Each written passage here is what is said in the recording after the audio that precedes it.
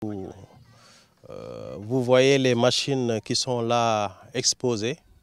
Vous tombez donc sur une formation du PUDC, une formation destinée aux meuniers et aux mécaniciens qui doivent donc utiliser et faire la maintenance de ces machines.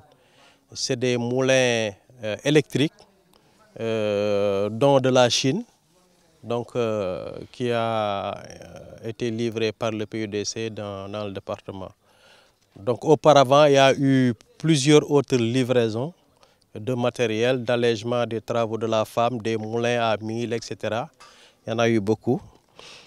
Donc, en termes de réalisation du PUDC, il y a eu beaucoup de choses qui ont été faites donc, dans le département. Il y a eu une ligne moyenne tension qui a été très rapidement installée par ERA dans le cadre de l'électrification rurale.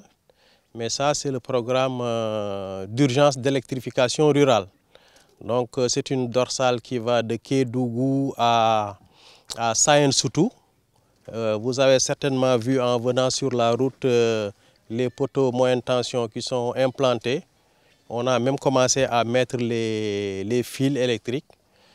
Il y a une autre dorsale qui va de Kédougou en passant par Bembou jusqu'à Sabodola. Là aussi sur le nouveau site de recasement du village de Sabodola.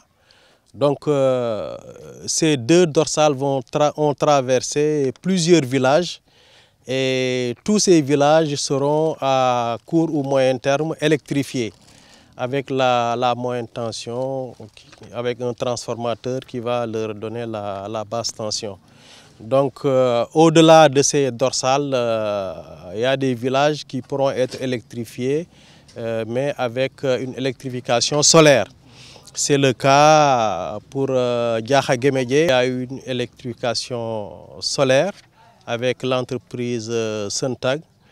Donc l'électrification a été publique d'abord, ensuite le courant est entré jusque dans les maisons.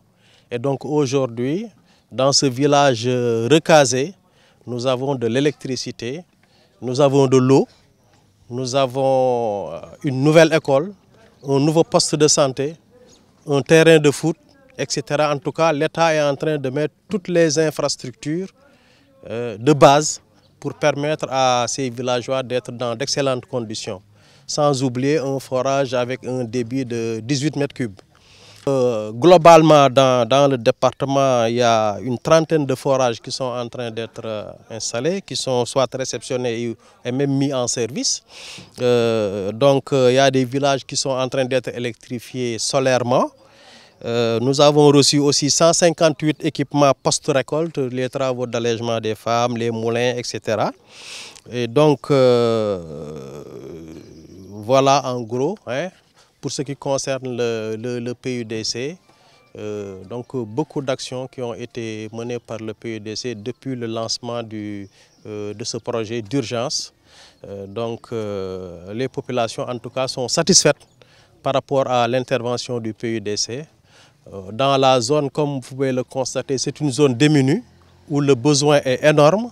Certainement, il reste beaucoup de choses à faire et l'État va continuer à mettre en place ces équipements de base qui permettront aux populations d'être à l'aise. Le principal problème ici, c'était l'eau et l'électricité. Vous avez vu récemment Salémata, Saraya et même je crois Fongolemi sont passés en courant continu. Parce que par le passé, le courant était discontinu, on nous délestait quelques heures dans la journée. Mais maintenant, le courant est continu. Pour ce qui concerne l'eau aussi, il y a une nette amélioration à Saraya grâce à des initiatives que nous avons prises au niveau local qui ont permis de connecter 2 forages supplémentaires au réseau, ce qui permet en tout cas de donner journellement de l'eau à satisfaction à toutes les populations. Bon, ce qui n'est pas le cas maintenant pour plusieurs autres villages qui ont certainement un forage en panne ou dont le débit n'est pas important, etc. Donc il faudra densifier avec certainement l'intervention des communes qui ont certaines ressources pour cela.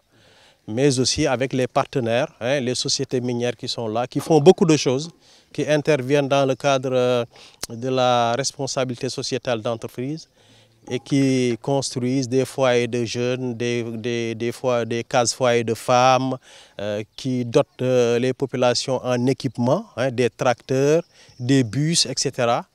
Je veux nommer plus particulièrement la SGO. Voilà, donc ça, tout le monde peut en témoigner. Les pistes, je pense qu'il y a un début avec la piste de Medina Bafé qui va vers Sarouya. Donc il y a eu une bonne amélioration de la piste qui a été reprise. On est en train de travailler sur les ouvrages de franchissement. Mais plus particulièrement, la revendication principale des populations ici, c'est le bitumage de l'axe Bembou-Sabodola. Donc il faut reconnaître que ça a été amélioré par la SGO, par un reprofilage. Mais la principale revendication des populations, c'est le bitumage de cet axe. Si on pouvait avoir aussi le bitumage de l'axe Saraya jusqu'à Saïn-Soutou, ce serait formidable. Donc en gros, il y a plusieurs axes à l'intérieur des villages ou des communes qui devraient être en tout cas améliorés pour un peu combattre l'enclavement. Parce que comme vous le savez, ici pendant l'hivernage, les populations ont des difficultés pour sortir de leur zone ou pour retourner dans leur zone. Donc c'est des questions d'ordre sécuritaire qui se posent, des questions d'évacuation sanitaire, etc. Donc l'État est en train de faire des efforts dans ce sens, mais quand même il faut reconnaître qu'il reste du chemin à faire.